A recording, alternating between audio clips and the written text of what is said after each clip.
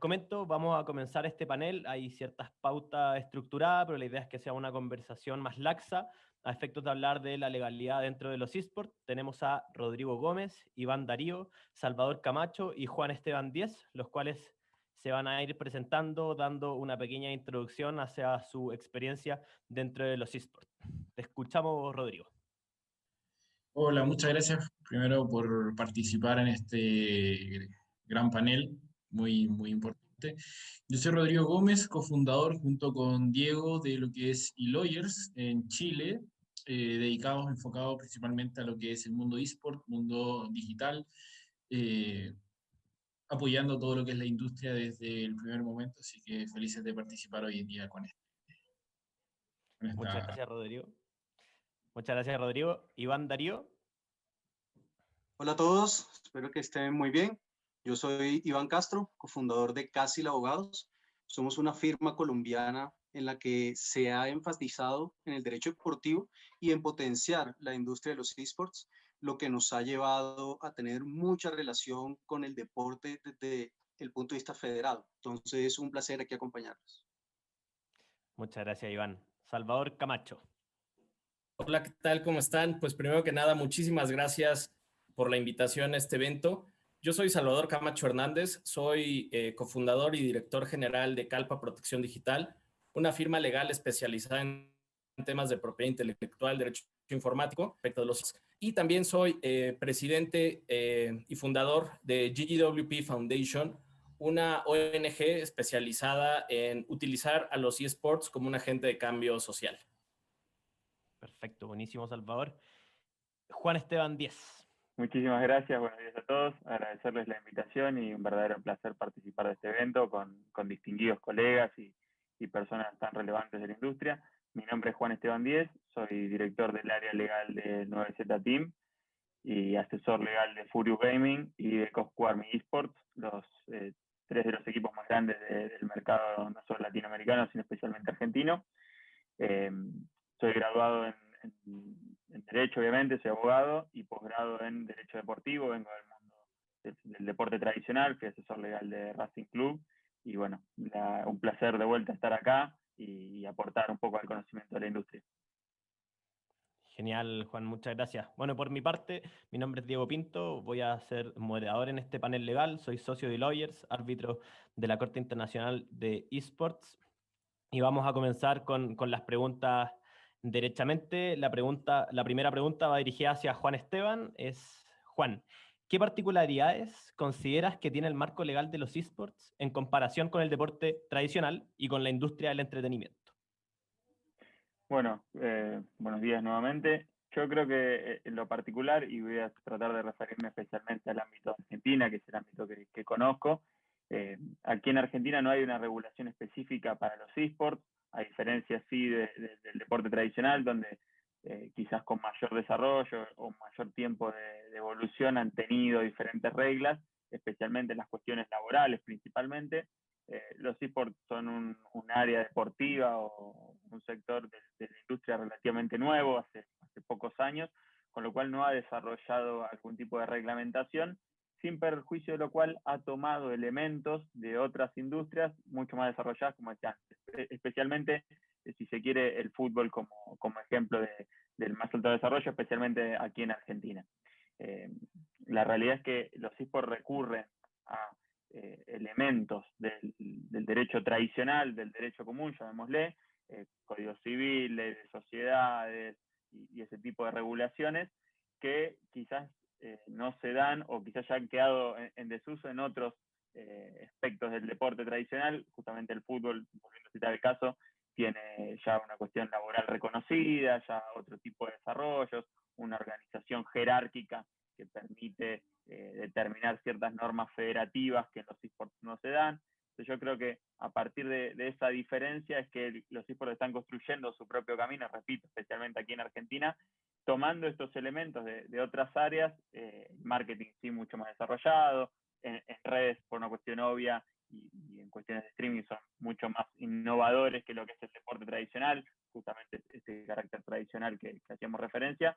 Así que creo que el desarrollo que va a generar los esports va a ser tomar esto bueno que ha traído el deporte tradicional y romper ciertas barreras que, repito, en el deporte ya mucho más asentado no se han podido romper, justamente por este carácter tradicional y afianzado a lo anterior, a lo viejo, a lo histórico de los valores de las instituciones.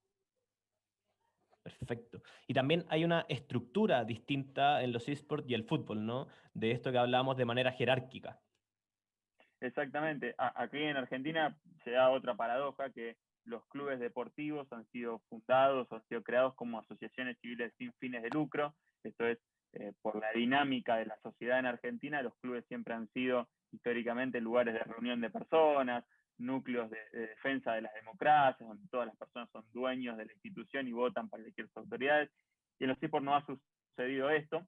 Entonces se ha dado otra evolución, que es evolución de tinte comercial, como sociedades anónimas o lo que aquí se conoce como sociedades por acciones simplificadas, con fin de lucro, con un dueño que justamente le otorga otra dinámica a la relación, no solo internamente para con sus fanáticos, sino entre los mismos equipos. Al no haber, como decíamos recién, una organización jerárquica, una federación, una institución supranacional que determine ciertas pautas de conducta, los equipos, tanto empresas privadas, tienen plena autonomía de sus propias relaciones. Entonces, se da esta paradoja de que apuntan hacia la masividad y hacia generar marcos de competencia cada vez más profesionales, pero a su vez no tienen a alguien que baje una línea directiva que les permita a todos estar en la misma sintonía. Entonces se dan estas evoluciones disparejas y hay instituciones que han evolucionado muchísimo y muy rápido, y hay otras que han quedado quizás más rezagadas justamente por distintas razones. Es que, por ejemplo, no contar con fondos suficientes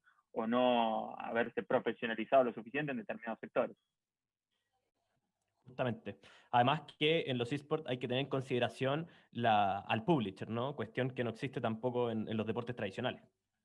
Exactamente, en el fútbol, pues volviendo a citar el caso, o en deportes tradicionales como el básquetbol, no hay un dueño de la pelota, digamos. El deporte es una cosa pública que cualquiera en una plaza podría sentarse a jugar, a diferencia de lo que son los esports, que tienen un publisher, que tienen un dueño del título del juego, que ejerce cierta autoridad y con todo derecho de hacerlo sobre esos juegos. Entonces, justamente por eso los equipos son multidisciplinarios, multijuegos, a diferencia quizás del deporte tradicional, donde los clubes o son monodeportivos, el fútbol como principal deporte, o tienen deportes, si se quiere, accesorios a este deporte principal. Volviendo al caso de los clubes tradicionales, muchos han tenido el fútbol como deporte central, y después tienen básquet, rugby, vóley, hockey, etc.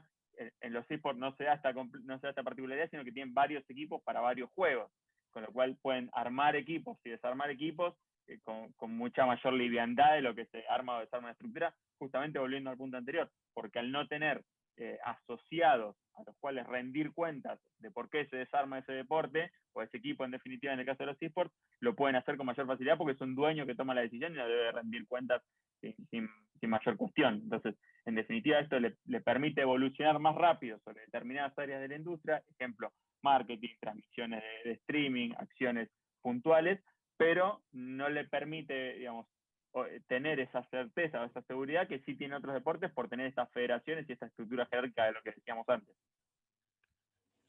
Muchas gracias, Juan. Ahora vamos con Iván Darío. La pregunta en consecuencia es, hay ciertas formas de regular los esports, ¿no? Dentro de ellas puede ser una ley específica, pero otras ya solamente la calificación de deporte hace que sea vinculante hacia una estructura regular del deporte tradicional. Y en ese sentido la pregunta es, ¿cuál es la relevancia de que los esports se reconozcan como deporte y se reconozcan las federaciones nacionales? Bueno, es una pregunta muy interesante y que genera como gran parte de esta industria amores y odios. En primer lugar, considero que el reconocimiento de los esports como deporte va a depender a final de cuentas de la voluntad política de quienes deban tomar esas decisiones. No obstante, ¿cuál puede ser la importancia mayor que tiene ese reconocimiento deportivo? Es la vinculación de los esports al sistema nacional de deportes de cada una de las naciones que comiencen a reconocerlo. Y con esto, todos los equipos podrían comenzar a tener ciertos beneficios que hoy en día quedan un poco relegados en comparación a otros. Por ejemplo, si hablamos de estos beneficios, podemos tener el reconocimiento a través del reconocimiento de deporte, el reconocimiento como profesional de los jugadores. Entonces, de ahí ya se comienza a desprender este tipo de situaciones que van a permitir a la industria comenzar a posicionarse y a ser vista de otra manera, tal vez de una manera no tanto de entretenimiento en nuestra región, sino una manera un poco más organizada y un poco más estructurada. Otro de los beneficios que se puede llegar a tener en distintas naciones, ocurre en España, por ejemplo, y es que los equipos tienen subvenciones del gobierno por practicar ciertas disciplinas deportivas. Entonces, aquí es donde los esports podrían encontrar, sobre todo para comenzar a crecer a partir de esto. Y en esto, ya que también me preguntabas de las federaciones, surge como una relación simbiótica tanto entre el reconocimiento deportivo como el apoyo a las federaciones, porque las federaciones a final de cuentas son las que tienen la función en cada país, en cada región, ya sea a nivel internacional o nacional, de fomentar e impulsar la práctica de una determinada disciplina deportiva. Y pues debido a esto, entonces los esports ya comenzarían a tomar un valor agregado que no es solo pensar en un negocio, no es solo pensar en lucrarme, sino también en poder expandirlo en todo el país y poder lograr aportarle un valor social para poder fomentar este deporte a través de las federaciones. Considero yo que por ahí va la relevancia de esta relación simbiótica entre el reconocimiento deportivo del esports como de las federaciones. Muchas gracias, Iván, por tu respuesta. Ahora la pregunta, Salvador, es, centrándonos en el caso de la TAM, ¿qué país consideras que están dando más pasos para desarrollar un marco jurídico que dé una mayor seguridad jurídica a los actores del eSport? ¿En qué sentido de dirección están trabajando esos gobiernos? Y no necesariamente gobiernos, sino también asociaciones civiles por su parte. Muchas gracias, Diego. Y creo que es una pregunta muy interesante respecto de la cual tengo sentimientos encontrados. ¿Por qué? Porque en el momento en el que empezamos quizás de alguna manera a involucrar a entidades gubernamentales o a legisladores para que se genere este marco jurídico específicamente diseñado o desarrollado para una industria en específico, en este caso los eSports, creo que tenemos muy malos ejemplos a nivel Latinoamérica en cuanto se intenta regular una nueva tecnología o alguna especie de novedad. Creo que ese es un tema bien preocupante en el sentido de qué tendría que hacer el gobierno para de cierta manera empezar a regular. Me parece que es muy importante establecer que desde mi perspectiva, tanto a nivel Latinoamérica, seguimos en una etapa de desarrollo y de crecimiento, en el cual también es muy, muy peligroso que existieran regulaciones específicamente desarrolladas, diseñadas para este entorno. ¿Por qué? Porque hemos visto cómo en otros países se ha permitido primero este desarrollo por parte de la misma industria a un nivel de autorregulación y posteriormente, ya que tiene un nivel cierto de desarrollo, de profesionalismo, etcétera, pues ya es cuando entra esta regulación gubernamental, las federaciones, toda la cuestión ya sobre un aparato que tiene una base fundamentada, cimentada y funcionando. Y eso significa que se desarrolló bien por parte de la misma industria. ¿Cuál es el riesgo que corremos al momento de incluir a ya sea poderes legislativos o incluso por parte de cuestiones gubernamentales desde poderes ejecutivos, que quizás no siempre convocan a gran parte de la industria, a todos los actores de la industria, para desarrollar esas regulaciones, sino que las regulan conforme a alguna idea que tienen ajena o distinta a la misma industria, en este caso a los eSports, y generan ahí muchas cuestiones que pueden parar el desarrollo por sí mismo de los eSports, ¿no? Sin embargo, yo lo que he estado viendo y de lo que he estado investigando, creo que son pocos los países que a nivel gobierno están realizando algún tipo de cuestión en cuanto a potenciar o generar esas bases de desarrollo de los eSports. Y lamentablemente muchos están atacándole o están viendo la forma de obtener recursos de los mismos, ¿no? Esta cuestión de, pues vamos a hacer un tema taxativo y de impuestos en cuanto, a ver, esos 3 chavos que tienen un equipo de esports, seguramente les está yendo muy bien, entonces tienen que pagar impuestos.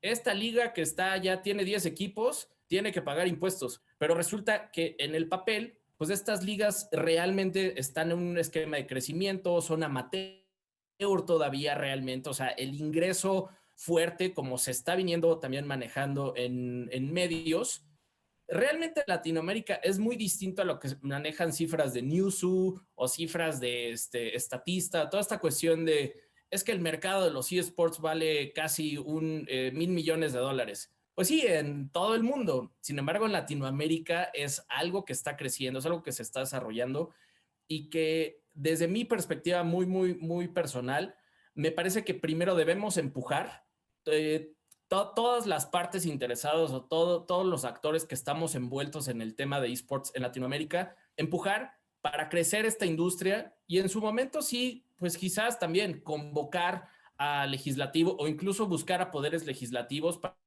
oye, esta cuestión que nosotros no pudimos resolver como privados, ahora sí vamos a legislarla. ¿Por qué? Porque sí necesitamos de alguien más que se involucre y que implique o que genere esas obligaciones a nivel legal, ¿no? Entonces, de igual manera, pero lo que sí es que, como bien comentó Juan Esteban, pues no hay marcos jurídicos como tales de una ley de esports, ¿no? Sino que hay marcos variados, ¿no? En temas civiles, laborales, fiscales, propiedad intelectual. Y creo que también la labor de nosotros como asesores legales es aplicar esas leyes que ya existen a estas industrias novedosas, pero que en el fondo siguen siendo o que siguen teniendo la misma base legal que como lo pueden ser otras industrias, ¿no? En el caso de temas de propiedad intelectual, finalmente el streamer puede tener las mismas características que lo tiene o que tiene un artista, intérprete o ejecutante, ¿no? Cuestiones de ese tipo. Entonces, me parece que es bien interesante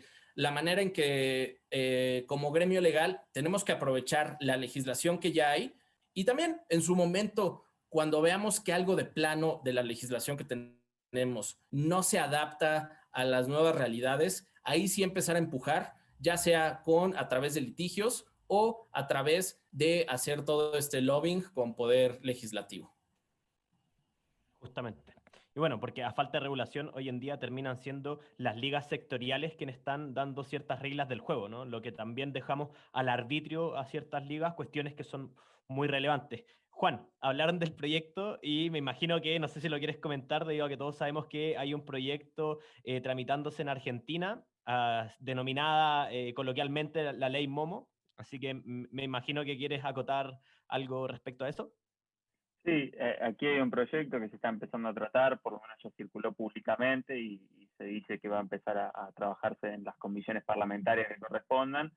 El problema, o digamos, el principal inconveniente que yo veo de este proyecto es que está orientado más hacia el terreno fiscal, un poco lo que decía Salvador recién, trata de hacer un híbrido con cuestiones fiscales que ya existen y aplicarlas de una manera sui generis a cuestiones que se dan en los esports. Y la principal cuestión que se da, por lo menos en el mercado argentino, es que las plataformas de cobro para acciones realizadas son plataformas extranjeras que se cobran en moneda extranjera. Y en Argentina tenemos una historia bastante compleja con el cobro en moneda extranjera y el tipo de cambio y las previsiones o las regulaciones bancarias y ese tipo de cuestiones. El proyecto no apunta al reconocimiento o sí, mejor dicho, hace un reconocimiento de los esports como deporte y lo somete a la estructura nacional, un poco lo que decía Iván recién y Salvador lo mismo, pero después no entra en la cuestión del carácter profesional del jugador, cómo están establecidos los equipos, digamos, si deben tener algún tipo de control sobre determinadas circunstancias, digamos, simplemente lo menciona como deporte y ya. Entonces creo que queda a mitad de camino y se centra sobre una cuestión que a los esports como industria, en ese sentido, le resulta, si se quiere, el último eslabón de la cadena, que es la cuestión fiscal respecto de los jugadores y productores de contenido. me parece que no apunta a la organización como deporte, digamos, y dotarlo de herramientas para el crecimiento de esa industria, sino que solo se limita a esa cuestión, ¿no? Creo que queda a mitad de camino y le falta muchísimo, justamente si es que tiene ese carácter ambicioso de llamarse a regular los esports en Argentina. Luego vamos a hablar del derecho comparado, pero en Latinoamérica por lo menos generalmente legislamos de manera reactiva, ¿no? Y cuando legislamos de manera reactiva lo hacemos muy rápido y sin los intereses de aquellos que están involucrados. Justamente me imagino que estamos todos de acuerdo en que hay que evitar eso. Ahora vamos con Rodrigo Gómez. La pregunta, y no menos polémica, es si es que se considera que la relación entre clubes y jugador debe articularse a través de la rama del derecho laboral, o mejor quizás optar por contratos mercantiles, prestación de servicio o locación de servicio, y qué diferencias hay entre uno y otro. Sí, bueno, es una pregunta un tanto polémica hoy en día, sobre todo con la difícil situación económica de todos los equipos, pero claro, o sea, la relación laboral quizás puede ser una buena opción, pero que todavía no es momento de llegar a plasmarla, ¿no? Entonces, claro, ¿y qué significa tener una relación laboral? Al final y al cabo significa cumplir con los estándares que ya han sido establecidos para todos los demás trabajos, que significan un sueldo mínimo en general, leyes sociales, particularidades, horas de trabajo y lo que normalmente en Chile y en Latinoamérica es la subordinación y dependencia, que es una estructura particular que lo diferencia de lo que es la relación civil. Pero eso significa mucho gasto para los equipos, sobre todo quizás ya hay algunos equipos que puedan estar en las posibilidades económicas de generar este tipo de contratos, pero también son muy mínimos y no abarcan toda la realidad de los equipos de eSport hoy en día. El otro lado, que es lo que está funcionando normalmente hoy, es el tema de la estructuración civil, de un contrato civil, que al final y al cabo permite una mayor libertad de cómo se van a entablar las relaciones entre cada uno. Van a poder permitir sacar lo que va a ser tanto sueldo, porque sabemos que los equipos no están recibiendo muchos ingresos, sino que más bien repartir los premios, hacer una especie de apuesta de los dos, y va muy bien, repartir los premios porcentaje por porcentaje, comprometerse el equipo a tener un staff técnico, a mantener un psicólogo, mantener distintos profesionales que van a poder potenciar la carrera de los jugadores. Entonces, el área civil hoy en día está dando mayores respuestas de lo que el área laboral podría dar, porque el área laboral es un área lógicamente especial, entonces al ser especial tiene regulaciones que son muy estrictas para que se mantengan dentro de ese ámbito. Claro, entonces, a mi parecer, hoy en día lo mejor va a ser mantenerse todavía en el área civil. Quizás ya hay algunos equipos que puedan pasar al área laboral, empezar a entablar lo que va a ser la subordinación y dependencia, empezar a parecernos un poco a lo que pasó con el fútbol, ya generar contratos laborales completos dentro de para los jugadores, pero hoy en día la carga impositiva que genera tener un contrato laboral a los equipos se les va a volver imposible. Se les va a volver imposible mantener un staff de jugadores de cualquier videojuego con esas cargas impositivas. Así que la verdad el contrato civil hoy en día está cumpliendo esa posición y permite igual, por lo menos acá en Chile, mantener una retención de impuestos de un 10% de lo que se le va a pagar, cosa que después el jugador el próximo año va a tener leyes sociales igualmente. Entonces, esa particularidad, al menos en Chile, permite a los jugadores no estar completamente desamparados ante el mundo. Perfecto. Es parecido a lo que nos mencionaba Salvador, ¿no? Que hay que alivianar la cancha, dejar que este mercado crezca y luego poder llegar al nivel que está Francia, Norteamérica, Sur Corea, y luego poder entablar esas normas, ¿no? Y la pregunta, Rodrigo, para seguir con este mismo tema, el derecho laboral son normas de orden público, ¿no? ¿Qué quiere decir que son normas de orden público? Que yo no puedo ir contra esas normas, ¿no? La autonomía de la voluntad no puede penetrar más allá de lo que exigen las normas de orden público.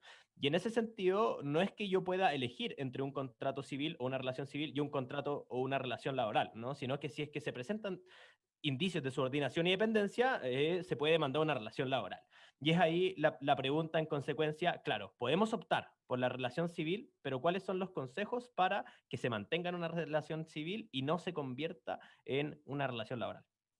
No, completamente de acuerdo. O sea, esa es una consecuencia que los equipos, hoy en día, cuando nosotros comenzamos con este mundo, los equipos no tenían en consideración.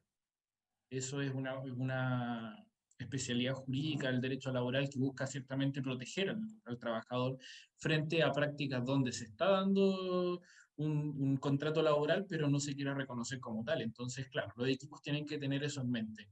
Lo principal que va a distinguir a un contrato laboral de un contrato civil va a ser la subordinación y dependencia. La subordinación y dependencia es, en este sentido, las reglas que va a tener que exista un jefe a cargo del cómo, dónde y cuándo, puede el empleado, ¿cierto?, generar las funciones para las que es contratado. ¿Ya? Y esto es horarios de trabajo, por ejemplo,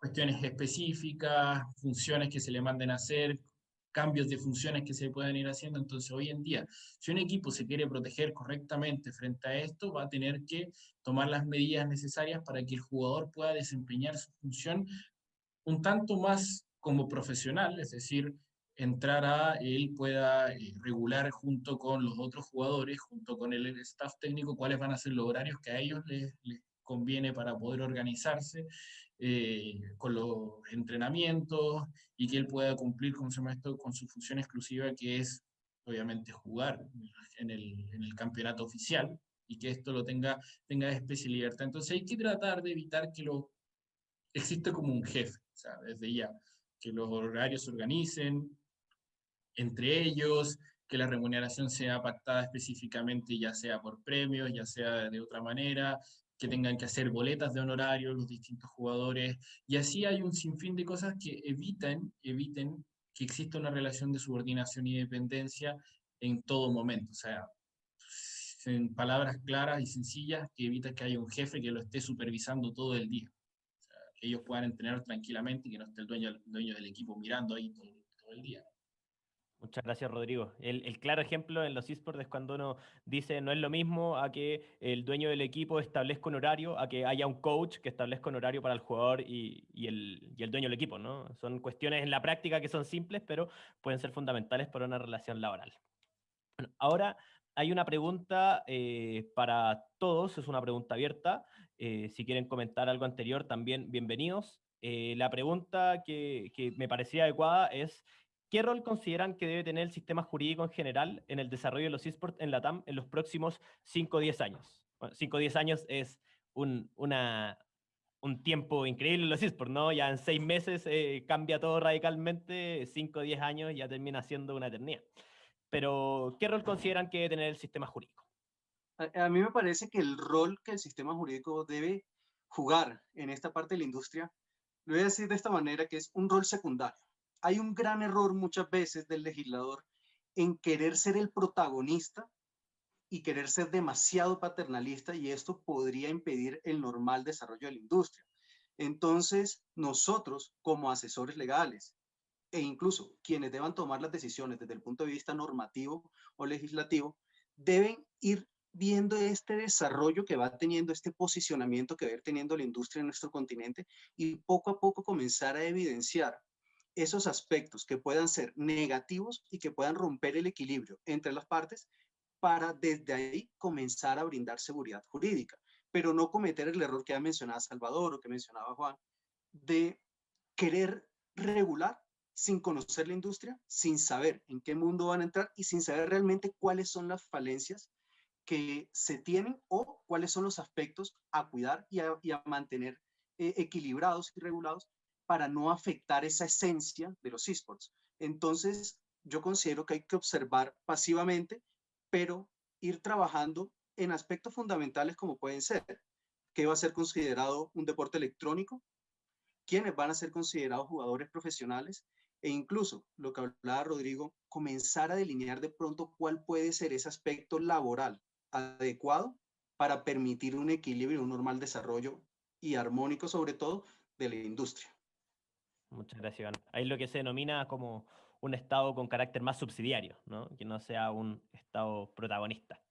Hoy en día, a mi parecer, ni siquiera hay que regular tanto, al menos acá en Chile, revisar cuáles son los aspectos propios del deporte. Al final y al cabo pueden calificarse dentro de los estándares generales. Hoy en día no es necesario entrar mucho en esa área. Lo que sí sería interesante sería que fuera reconocido como deporte, o que fuera reconocido como un trabajo estable, cosa de que el día de mañana los jugadores, equipos puedan optar a créditos, puedan optar a instituciones financieras y puedan desarrollarse dentro del mundo económico, ¿no? Porque hoy en día es un área desconocida. Quizás darle un énfasis legal explicando qué son, para qué, cómo funcionan, permitirá a las instituciones financieras tener un poco más de certeza respecto de ello, pero más allá de eso me parece todavía innecesario. Más bien yo optaría por una regulación mucho más de los privados, de que existan organizaciones entre todos los equipos, que existan organizaciones entre jugadores, que permitan hoy en día empezar a trabajar, empezar a obtener más profesionalismo, que el ingreso de alguna ley que diga cómo y dónde hay que hacerlo. Yo creo que esa es la opción de organizaciones privadas. Va a tener mucho mejor cabida que ingresar a legisladores que muchas veces no conocen el mundo, no entienden cómo funciona, entonces lo vuelve mucho más complicado. Y a nivel de una acotación pequeña que me gustaría hacer sería respecto a nivel tributario, que sería interesante de que ir armando algo ya a nivel mucho más macro, a nivel latinoamericano, de cómo se van distribuyendo, si el jugador está en Chile, presta servicio en Argentina por un equipo argentino, y así sucesivamente. Entonces que exista alguna especie de convenio que permita a todos los jugadores saber ingresar dinero y declarar todo su ingreso, y que existan hoy en día en el mundo financiero. La regulación debe tender a establecer el carácter profesional de determinados jugadores y cuáles son los requisitos mínimos para ese profesionalismo, justamente por una cuestión de, como decíamos antes, la estructura jerárquica de la industria no permite que haya una regulación específica federativa, como sí la hay en otros deportes. Digamos, hay una línea clara de qué se puede hacer, cuáles son los periodos de transferencias, cuáles son las ventanas competitivas. En esta industria no existe eso, con lo cual creo que el rol del Estado debe tender a ese carácter profesional del deportista, y a partir de ahí ir regulando o ir dando el marco propicio para fomentar la inversión. Pero coincido plenamente con Iván que ese carácter debe ser desde atrás de la escena y no liderando la cuestión, justamente por lo que ya mencionaba antes Salvador también, de cómo es la experiencia regulatoria en el marco de Latinoamérica respecto a industrias en crecimiento. Así que me parece que debe ir hacia ese punto en los próximos años.